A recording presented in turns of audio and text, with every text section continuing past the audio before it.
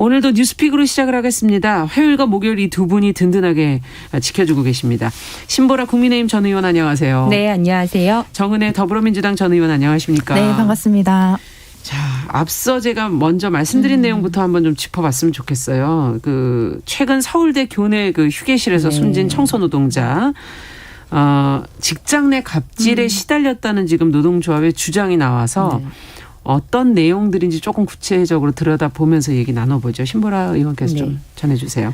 네, 전국 대학 노동조합의 서울대 지부와 유족들이요. 네. 어제 7일이었죠. 서울대 행정관 앞에서 기자회견을 열고 동료인 이모 청소 노동자가 숨진 사건은 관리자들의 직장 내 갑질과 고된 노동 강도 때문에 발생을 했다고 주장을 했습니다. 네.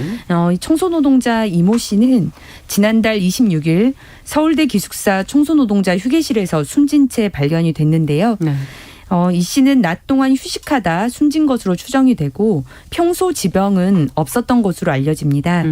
고인의 사인은 급성 심근경색 파열로 밝혀졌습니다. 노조의 이 사전 조사 결과에 따르면 이 서울대 기숙사에 있었던 안전관리팀 관리자가 매주 한 차례 청소노동자 회의를 진행하면서 볼펜과 수첩을 가져오지 않으면 인사평가에서 1점씩을 감점을 했다고 해요.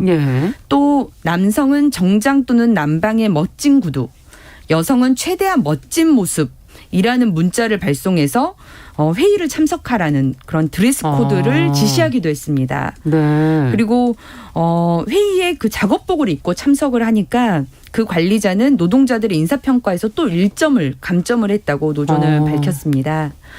게다가 이 관리자는 청소 노동자들에게 청소 작업과 무관한 필기시험을 보게 했다는 사실도 드러났는데요. 필기시험요? 예. 직무교육과 관련한 필기시험이었다고 주장이 되는데 6월 초부터 모두 3차례에 치러진 시험에서 관악 학생 생활관을 영어 또는 한문으로 쓰시오. 기숙사 준공 연도 이런 문항과 같이 청소 업무와는 전혀 무관한 내용들을 주로 물었다고 합니다. 이런 시험 점수를 모든 근로자 앞에서 공개를 해서 모욕감을 느꼈다는 근로자도 있었습니다. 네. 또 기존 업무 외에 제초 작업이 추가되기도 했고요. 청소 상태 검열이 시시때때로 진행이 됐고 돌아가신 청소 노동자분은 엘리베이터 없이 100리터의 쓰레기 봉투를 몇 개씩 날랐던 그런 강도 높은 업무와 스트레스가 이 죽음의 원인이었다고 보고 있습니다. 네. 노조는 이 이모 씨에 대한 산재 신청을 요청할 계획이고 이 관리자에 대해서는 파면을 요청했고요. 서울대 관계자는 산재 조사에 성실하게 협조할 것이라고 밝힌 상태입니다. 네. 내용이 좀 어이없는 약간 황당한 부분들이 좀 있는 것 같고 앞서 의상을 이렇게 규제를 해야 하나 하는 그런 생각도 들기도 하고 필기시험은 봐야 되나 여러 가지 복잡한 생각이 드는데요. 두 분은 어떻게 느끼셨는지 이 고용 안정의 문제, 처우의 문제 이런 부분들을 좀 중심으로 해서 얘기를 좀 해주신다면요. 정은혜 의원께서는 어떻게 보세요? 네, 옛날에 그런 예화가 하나 있어요. 유럽에서는 이제 성당을 한창 많이 지을 시기에 이제 성당을 짓고 있는데 건축 이제 하시는 분이죠. 이제 지나가는 분이 당신은 무슨 일을 하고 계세요? 이렇게 물었더니 저는 지금 하나님의 나라를 위해 위대한 일을 하고 있습니다. 이렇게 말씀하셨다고 합니다. 네. 우리가 보기에는 이렇게 어떻게 보면 벽돌을 하나하나 쌓는 건축자이긴 하지만 본인은 스스로 굉장한 자긍심을 가지고 내가 정말 위대한 일을 하고 있다고 생각을 하셨던 거죠. 네. 실제로 청소 노동자 관련해서는 정세균 전 이제 국회의장님이 2016년에 국회에 계시던 이제 청소 노동자분 한 200여 분을 이제 국회 소속으로 이렇게 전환한 일이 있었습니다. 근데 그때 국회에서 청소 노동자로 계셨던 분들이 내가 이게 정말 꿈인가 생신지 모르겠다. 내가 이제 국회의 주인이 된 것 같다. 이 자긍심과 애사심은 어떻게 돈으로 환산이 되지 않습니다. 그런 얘기를 또 하셨어요. 네. 지금 보면 우리가 또 이게 서울대에서 일어난 일인데 사실 서울대라고 하면 대한민국의 어떻게 보면 최고의 명문대라고 할 수 있는 거죠. 네. 근데 그런 명문대학교에서 이런 청소 노동자들에 대한 처우가 이렇게 안 좋았다. 제가 확인해 보니까 2019년에도 청소 노동자분이 한 분이 사망을 하셨는데 당시에 그분은 그 한평 남짓한 공간에서 그 35도의 폭염 경보가 일어났던 날이라고 합니다. 근데 창문도 없고 선풍기 하나만 이제 달랑 있는 그런 방에 계시다가 또 사망하셨던 일이 있는데 2년 전에 이런 일이 있었음에도 불구하고 또다시 재발됐다는 것은 학교 측에서 어떤 조치를 취하지 않았다고 볼 수 있는데요. 그렇죠. 네, 그런 측면에서 봤을 때 저는 굉장히 지금 좀 무책임하다고 볼 수 있고 특히 학생들 같은 경우는 그 처우에 관해서 굉장히 뭐 시위도 하고 뭐 성명서도 발표하고 이런 걸로 알고 있어요. 근데 뭐 총장이라든지 좀 학교에 관리하시는 분들은 이런 문제에 대해서 그렇게 심각하게 생각을 안 하시는데 지금 보면은 한문으로 써라, 뭐 영어로 뭐 건물 이름을 써라 이런 시험을 대학 또 입시도 아니고 그래서 오히려 저는 인터넷 보다가 댓글에 이런 글도 있더라고요. 앞으로 청소노동자는 서울대 출신으로 뽑아라. 그런 말까지 있더라고요. 그래서 지금 그 그러니까 본연의 업무와 전혀 관련이 없는 학교 측에서는 뭐 외국인들이 학교에 많이 있기 때문에 뭐 알아야 된다고 하는데 사실은 서울대 다니는 외국인 학생들은 한국말을 굉장히 잘하십니다. 그래서 굳이 이렇게 필요 없을 것 같고 특히 지금 청소했던 부분에 있어서 그 건물 그 기숙사 자체가 그 엘리베이터가 없다고 해요. 엘리베이터가 없는 상황에서 4층 정도 되는 높이를 100리터가 되는 쓰레기 봉투를 들고 걸어서 이동하셨다고 합니다. 그래서 이거는 건강한 청년들도 하기가 좀 어려운 일이죠. 그게 한두 번도 아닐 것이고요. 그래서 저는 좀 제안을 하는 것이 일단 이분들이 그 쉴 수 있는 공간, 그러니까 스페이스가 충분하게 마련이 돼야 돼요. 그러니까 잠깐 쉴 수 있도록 뭐 에어컨이라든지 그 시설. 특히 서울대 지금 보니까 문제가 너무 많아요. 그러니까 조리실 같은 경우는 땀이 계속 나잖아요. 그러니까 조리를 하다 보면 불과 열이 있으니까 샤워실을 만들어 달라고 했더니 수도꼭지 하나를 달아줬다고 하더라고요. 근데 여성분들이 또 샤워를 해야 되는데 굉장히 오픈된 공간에서 수도꼭지를 달아주고 여기서 샤워를 하라고 이제 또 서울대 측에서 그랬던 일도 있더라고요. 그래서 가장 중요한 것이 그분들의 복지겠죠. 일단은 근무 환경이 좋아야 하고 쉴 때는 확실하게 쉴 수 있게 쾌적한 정말 카페 같은 분위기를 만들어서 그분들이 마음 편하게 쉬고 또다시 힘을 얻어서 일할 수 있게 해야 하고 그다음에 특히 청소 같은 부분은 제가 봤을 때는 엘리베이터가 없는 거는 사실 엘리베이터를 다시 설치할 수도 있거든요. 그래서 아무리 구형 건물이라고 하더라도 엘리베이터를 설치하든지 그렇지 않다면 적어도 쓰레기 정도는 이렇게 미국에서 보면 건물 그 외벽이라든지 아니면 건물 내부에 이렇게 통로를 만듭니다. 그래서 예를 들면 4층에서 던지면 1층 떨어지도록. 그래도 영화에서도 많이 봤죠. 이렇게 막 도망갈 때 그런 걸 또 쓰기도 하고 하던데 그래서 그 3층에서 또 던지면 이렇게 바로 1층이나 지하로 바로 떨어질 수 있게 그런 구조를 만들면 이런 비용들을 굉장히 좀 절감할 수 있겠다라고 싶고 또 마지막으로 이분들이 정말 그 긍지 자긍감, 내가 정말 애사심 이런 거 굉장히 중요하거든요. 그렇다면 이분들을 정말 한 사람 한 분 한 분의 인격체로 대하고 특히 지금도 보면 갑질 문화가 있었던 것 같아요. 그러면 이거는 청소 노동자분들 내부에 있었던 일인 것 같은데 이런 어떤 시스템이 저는 만들어져야 된다고 생각합니다. 이게 사람이 바뀌어도 시스템이 있으면 그 시스템으로 움직일 수가 있거든요. 근데 지금 같은 경우는 아마 제가 보기에는 사람으로 많이 움직일 것 같아요. 그래서 좀 좋은 상사가 오면 좀 그래도 편하고 좀 나쁜 상사가 오면 좀 힘들고 이런 상황인 것 같은데 이런 부분에 있어서도 좀 확실히 개선을 해야 된다고 생각합니다. 네, 지금 강수정님께서 상식적으로 이해되지 않는 업무 지시 이렇게 이제 표현을 해주셨는데 이 대학 내 청소 노동자의 문제는 사실 몇 년 동안 계속 이어졌었던 것이고 하청업체로 그 인력 구조를 나누어 놨기 때문에 더 문제가 됐었던 것으로 기억을 하는데요. 어떻게 보십니까? 신보라 의원께서는. 네. 우선 이 사망 사건 같은 경우는 그 관리자분의 문제가 좀 심각한 것 같아요. 자질이 의심스럽다고 보여지고 특히나 뭐 여러 가지가 다 문제지만 또 청소근로 하시는 분들한테 그게 업무 중에 회의를 열어서 그때 이제 양복이나 옷을 갈아입고 환복하고 오라라고 하는 건데 이게 옷을 갈아입고 오게 한 저희가 좀 궁금한데 제가 봤을 때는 이 청소복에 대해서 더럽다 혹은 불편하다 하는 그런 불쾌한 시각이 내재되어 있는 지시가 아니었을까라는 생각이 들더라고요. 그리고 그런 뭐 시험을 친다든지 그 시험 내용도 너무 터무니가 없는 내용이지 않습니까? 예.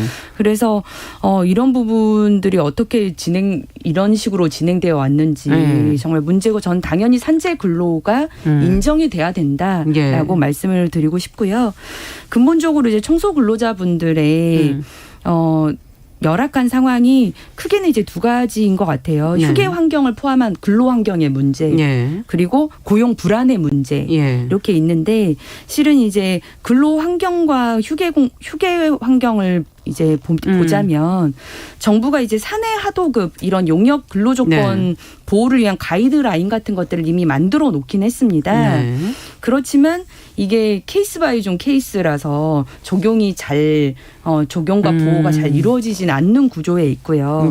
전반적으로 이제 대학 청소 근로 시장이 외주 용역이 주로 되어 있고 그다음에 고령자와 준고령자 여성 위주로 되어 있다 보니까 대우도 좀 열악하고 고용 불안에도 많이 노출되어 있는 상황입니다. 그래서 사실상 대학 내에서 용역업체가 교체될 때마다 고용 승계와 종전 근로조건 보장을 위한 갈등이 계속 반복이 되는 상황이고요.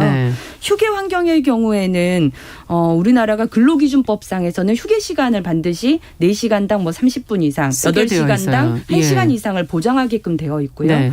산업안전보건법으로는 휴게 공간을 당연히 마련해야 된다는 내용이 보장되어 있습니다. 그것이 보장되지 않았을 경우에는 과태료 처분도 되는데요. 그리고 2018년도에 고용노동부가 그런 사업장 휴게시설의 설치 운영 가이드라인까지 발표를 했어요. 그래서 1인당 1m 제곱 이상의 공간을 보장하고 에어컨 환기시설, 의자와 같은 비품을 구비하게끔 하는 그런 내용들이 있었음에도 불구하고 정은 의원이 얘기한 것처럼 2019년에 서울대에서 그런 사망 사건이 발생을 한 거죠. 그런 가이드라인이 있던 이미 하더라도 그 전에 만들어졌는데 개선이 실질적으로 되지 않고 있다는 걸 방증하는 또 결과이기도 합니다. 그래서 저는 이 고용 불안과 휴게 공간을 포함한 근로 환경의 이제 개선이 필요한데 고용 불안과 관련해서는 그 용역 근로자 근로조건 보호 지침을 준수할 수 있는 그 시스템이 굉장히 중요한 것 같아요. 그래서 이 지침을 그런 대학들이 따를 경우에 적절한 인센티브를 좀 부과할 수 있도록 하는 것도 필요하고요. 진짜 자발적인 대학들이 직고용이나 대학 내 소셜벤처를 만들어서 고용한다든지 이런 지금 변화가 있기는 하지만 그런 대학들의 인센티브를 좀 보강을 해서 그런 가이드라인이 사실상 지켜질 수 있도록 하는 게 중요할 것 같고요. 그다음에 휴게 환경과 임금 조건 이런 것과 관련해서는 우선 대학 청소 용역직 특히 이제 고령자, 중고령자층이 있는 그런 노동시장에서 좀 표준이 될 수 있는 직종별 임금 가이드라인 그런 처우 가이드라인이 좀 만들어질 필요성도 있을 것 같습니다. 어쨌든 대학 안에서 실은 학생도 중요한 그 구성원으로 인정받기 시작한 지가 진짜 몇십 년 채 되지 않거든요.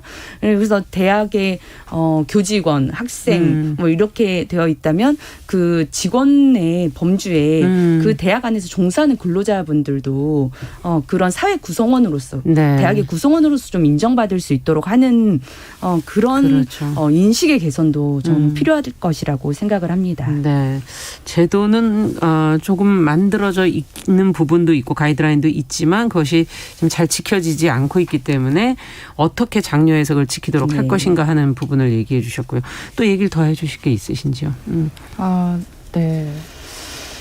이게 지금 그냥 제가 그냥 한 말씀 드리면은 정말 이분들이 그러니까 서울대라는 것이 교수로만 구성된 것도 아니고 학생으로만 구성된 것도 아니고 사실 청소 노동자분 또 급식실에 계시는 조리분들 또 그 모든 분들이 모여서 사실은 서울대학교라는 것이 있는 맞습니다. 거거든요. 그래서 그 서울대학교가 정말 명문대다. 정말 명문대라고 한다면 그 브랜딩에 맞게 그 곳에서 일하시는 모든 노동자들 근로자분들이 먼저 솔선수범을 해서 그 처우가 개선이 돼야지만이 사실 다른 학교들도 그 모습을 보고 정말 그것이 명문대다. 라는 것을 좀 알지 않을까요?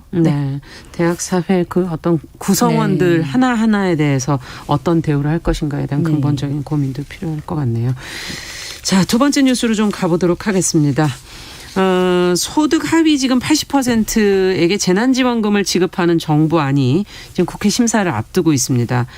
여당 내에서 다시 또 지금 전 국민에게 지급을 하자는 목소리가 또 커지고 있는데 이 문제는 또 어떻게 봐야 될지 지금 현재까지 나온 얘기 한번 살펴보면서 저희가 네. 두 분의 생각을 좀 더 들어보도록 하죠. 정은혜 의원께서 좀 정리해 주시겠어요? 네, 그 더불어민주당 내부에서 그 5차 재난지원금을 소득 하위 80%의 선별 지급키로 한 정부 방침을 수정해야 한다는 목소리가 높아지고 있습니다. 네. 그 어저께 이제 민주당은 이제 의원총회를 열었는데요. 굉장히 의례적으로 정책의원총회라는 걸 열었습니다. 그래서 특히 전문가들, 뭐 최백은 교수와 이상희 교수들을 섭외를 해서요. 네. 그분들의 의견을 듣기도 했는데요.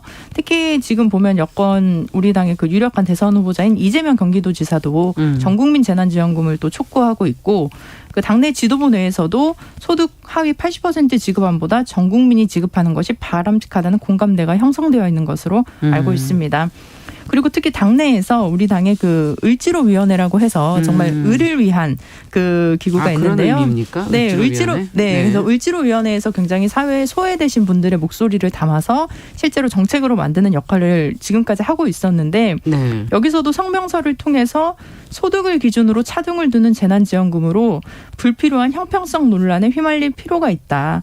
그러면서 이제 또 재난 지원금을 적극적으로 이제 전 국민에게 주는 것을 검토하길 바란다고 지도부에 요청하기도 했습니다. 예. 그리고 지도부의 그 윤호중 원내대표 또한 과거에 예산안은 정부가 편성해 오면 여당이 그것을 그냥 통과시켜주는 역할을 많이 했는데 이번 추경안에 대해서는 당의 주도성을 조금 더 강화하겠다라고 또 강력한 그 주도권을 강조할 것을 이렇게 의사를 표명했는데요. 네. 민주당은 그 어제 의총에서 수렴된 의견을 바탕으로 추경안 심사에 나서겠다는 입장입니다. 제가 그 듣기로는 굉장히 다수의 의원님들이 전국민 재난지원금을 좀 말씀하신 걸로 알고 있습니다. 그래서 이제 그 국회 상임위원회에서 예비심사와 예산결산특별위원회 종합정책질의가 마무리되면 네. 예결위 소위원회에서 그 증감액심사 전에 다시 한번 의총을 열어서 재난지원금 등 다양한 그 당의 입장을 정리하고 야당과 본격적인 협상에 나설 것으로 보입니다. 네. 자, 그렇다면 두 분은 어떻게 생각을 하시는지 입장을 좀 들어볼 필요가 있을 것 같아요. 신보라 의원께서는 어떻게 네. 보십니까? 저는 우선 이 재난지원금 지급 정책을 결정하는 과정에서 네. 여당이 스스로 문제를 이렇게 저렇게 야기를 좀 하고 있다라고 좀 판단을 합니다. 예. 우선 첫 번째로 민주당이 여당임에도 불구하고 지금 당정 협의를 스스로 깨는 상황이에요. 보통 이제 당정 협의가 굉장히 중요한 사안을 논의하고 예. 정부안이 나오면 당과 함께 조율을 거쳐서 특히 예. 이제 당정청까지 함께하는 협의일 경우에 그렇게 조율해서 결론을 도출한 다음에 이렇게 발표가 되는데요. 네. 이미 6월 21일이었죠. 당정청 협의를 통해서 소득 하위 80% 지원을 구두 합의를 했습니다. 그런데 이것이 사실 지금 일주일 만에 거의 뒤집어지는 모양새거든요. 네. 정부 원안은 처음에는 70% 지원이었고 네. 당시에 민주당도 사실상 선별 지급에는 동의를 했습니다. 예. 이후 협의를 거쳐서 소득 하위 80% 지원으로 잠정 합의를 한 것이죠. 예. 이런 모습을 보고 있으면서 이 당정 협의가 결과가 결국 틀어지게 되는 상황인데 이러다 보니 문재인 정부 임기 말이라서 그런가 당정 간의 불협화음이 커지고 있다는 느낌을 국민들이 좀 받으실 것 같고요. 당장 정부 관계자 발로도 기본 틀이 이렇게 깨지면 당정 협의를 향후에 어떻게 할 수 있겠느냐 네. 이런 볼멘 소리도 나오고 있습니다. 네. 그리고 두 번째로 민주당의 대선 후보들도 이 부분에 대한 찬반이 엇갈리고 있어요. 당장 지난 TV토론에서도 이재명, 추미애, 김두관 후보는 80% 지급에 반대하는 입장이고 이낙연, 정세균, 박용진 후보 등 한 5분은 선별 지급 안에 일정 정도 찬성하는 입장을 밝혔고요. 그러다 보니까 지금 어제 열린 민주당 의총에서도 전국민 지급에 대해서 피력하는 의원들이 많이 있었다고 하는데 대선 후보들 찬반이 갈리기 때문에 정책 의총도 좀 의원들의 후보들의 어떤 대리전 성격으로 좀 정책 갈등을 벌리고 있지 않는가 하는 모습도 보이는 것 같습니다. 그리고 윤호중 원내대표도 좀 문제인 게요. 어제 의총에서는 당의 주도성을 조금 더 강화하겠다면서 수정 의견을 강하게 내비쳤다고 하는데 1일 라디오 인터뷰에서는 전 국민에게 재난지원금을 지급하는 것은 어려울 수 있다라고 말씀을 하셨어요. 일주일 만에 이렇게 완전히 분위기가 바뀐 겁니다. 바뀐 겁니다. 저는 그래서 근원적으로는 이번 사안을 바라보면서 이 재난지원금 지급에 대해서 예산, 대상, 기대 효과 무엇을 목표로 하고 무엇을 목적으로 하는 것인지 이 부분에 대해서 명확하게 정부 여당이 네. 정말 치밀하고 제대로 된 고찰을 한 후에 이 지금 지급 결정을 한 것이냐. 이런 고찰이 없었다. 그렇기 때문에 지금 이렇게 여론에 휩쓸리듯 이랬다 저랬다 하는 것 아니냐. 이런 좀 비판을 좀 하고 싶습니다. 네. 그렇다면 정은혜 의원께서는 안에서 네. 보셨으니까 이렇게 변화의 이유가 있지 않겠습니까? 네, 이게 뭐 정부와 민주당 이런 관계로 보기보다 사실은 기재부와 민주당, 홍남기 경제부총리와 민주당 이런 관계로 보는 게 조금 더 맞을 것 같고요. 우리가 과거에 2018년에 아동수당을 상위 10%를 제외하겠다라고 했던 그 정책이 있었습니다. 근데 그 상위 10%를 걸러내는 것이 굉장히 힘들더라고요. 오히려 그 비용이 더 많이 들고 사실은 공무원분들이 과중한 업무 때문에 굉장히 힘들어하셨던 일이 있어서 결국에는 전 국민에게 지급을 하기도 했었습니다. 물론 초기에는 이제 정부에서는 70% 안을 냈고 그리고 우리가 절충해서 80% 안을 내기로 했지만 이게 비용적으로 제가 계산을 해보니까요. 그 국민 80%에게 지급되는 금액이 그 10조 3천억 원입니다. 근데 지금 정부에서 그 절충안을 냈던 게 뭐냐면 그러면 상위 20%는 하반기에 카드를 더 사용하면 캐시백으로 지원을 하겠다는 건데요. 그 캐시백이 한 1조 1천억 정도가 되거든요. 근데 그것도 상위 계층이 카드를 사용할 때 얘기인 거고 사실은 카드를 사용하지 않으면 이제 그 돈은 사실은 이제 뭐 지급이 안 되는 것이고 그렇다면 이 돈이 지금 거의 뭐 11조 그렇죠? 4천억 원이 되는데 지금 전 국민에게 재난지원을 지급할 때는 12조 9천억 원입니다. 그러면 사실 그렇게 큰 차이가 있지 않고도 전 국민에게도 지원할 수 있고 지금 이재명 지사님 같은 경우는 원래 25만 원씩 드릴 것을 그러면 100%로 하고 20만 원으로 드리자. 왜냐하면 우리가 80%와 82%를 어떻게 구별할 것인가. 그 비용도 굉장히 만만치 않다고 볼 수 있어요. 그리고 지금 민주당 같은 경우는 강령에 선별복지가 아닌 보편복지로 되어 있거든요. 그래서 당의 중심, 우리가 서민과 중산층을 위한 당이다라고 했을 때는 또 그런 부분에 있어서도 고려를 해야 할 것 같고 지금 우리 이 재난지원금의 취지를 봐야 하는데 지금 재난 상황이고 위기 상황이다. 그래서 재난지원금을 지급한다면 사실은 뭐 상위 뭐 10% 20%는 뭐 방역에 협조를 안 했나요? 그분들이 오히려 더 방역에도 저희와 똑같이 이제 협조를 해주셨을 거라고 저는 생각을 합니다. 그래서 그분들도 뭐 가고 싶은데 안 가고 먹고 싶은 것도 조금 참고 모임도 안 가고 하셨을 텐데 그런 부분에 대한 이게 보상이라고 볼 수 있고요. 그리고 우리가 지금 백신도 돈을 받지 않잖아요. 그럼 뭐 상위 10%는 돈을 받고 이런 개념이 아니기 때문에 백신이랑 재난지원금 지금은 같은 관점에서 봐야 할 것이고 이게 보면 그 우리가 그 로빈후드식 정책이라고 해서 가진 자의 주머니를 털어서 못 가진 자들에게 나눠준다. 약간 이런 개념으로 볼 수도 있을 것 같아요. 그래서 이런 부분은 좀 지양해야 할 것 같고 마지막으로 그 최백은 교수님이 그 발표하신 내용이 있는데 그 재난지원금 유형에 따른 경제적인 효과를 이제 분석하신 게 있어요. 우리가 과거에 그 선별 지급을 또 하기도 했었죠. 근데 보편 지급과 성별 지급을 했을 때 가계 소득의 증가율이 보편 지급을 했을 때는 3.5%가 늘어났고요. 선별 지급을 했을 때는 1.1%가 늘어났습니다. 그리고 특히 중요한 자영업자의 소득 증가율을 보면 보편적으로 지급했을 때는 8.2%가 그 자영업자분들이 소득이 늘었는데 선별 지급을 했을 때는 1.8%가 늘었습니다. 그래서 우리가 보면 자영업자분들에게도 우리가 지금 지원금을 드리고 있어요. 그리고 대출 같은 경우도 거의 저금리로 무이자로 대출을 하고 있지만 가장 중요한 거 자영업자들에게 손님이 와야 됩니다. 우리가 1차 그때 전국민 재난지원금을 받고 나서 뭐 안 먹었던 소고기도 먹고 안경도 맞췄다 했던 것처럼 자영업자들이 살 수 있는 길은 오히려 이게 더 좋고 저는 이게 더 공정한 게 아닌가라고 생각합니다. 알겠습니다. 그럼 두 분께서 한 말씀씩만 더 하고 마무리할게요. 짧게. 네. 우선 정부 여당도 결국은 정부 재정의 재정 건전성을 고려했기 때문에 처음에 당정협의 때 선별 지급을 잠정 합의했다라고 보고요. 실제 이거를 이제 전 국민 확대로 하게 됐을 때 팩트 체크가 좀 필요하긴 하지만 3조가 더 필요하다고 해요. 근데 그 3조의 세수 문제가 발생을 합니다. 그거를 뭐 본 예산에서 조정을 한다거나 아니면 추경 33조에서 다른 사업비를 줄여서 해야 된다는데 이런 문제들이 현실적으로 존재하고 있다는 말씀을 말씀을 드리겠습니다. 정은혜 의원께서도. 네, 그 이번에 우리 당의 그 추미애 후보님이 출마 선언하시면서 이제 사람이 돈보다 높고 사람이 뭐 권력보다 높고 이런 말씀을 하셨는데 이게 지금 뭐 돈 뭐 20만 원, 25만 원, 뭐 몇 퍼센트 이런 개념을 떠나서 지금 모두가 고난을 함께 받고 있고 지금 또 확진자 수가 굉장히 늘어나고 있어요. 근데 모두가 힘든 상황에서 우리가 그 지난번에도 그 선별 지급에 있어서 내가 좀 형편이 좀 좋으신 분들은 안 받겠다라고 하셨던 분이 사실 20%가 있었거든요. 근데 실제로 거의 대다수 분들이 그 돈을 받으셨어요. 그 지원금을 받으셨는데 그 지원금이 또 다시 선한 곳에 쓰일 수 있도록 네, 그렇게 좀 전국민 재난지원금이 좀 필요하다 싶습니다. 네.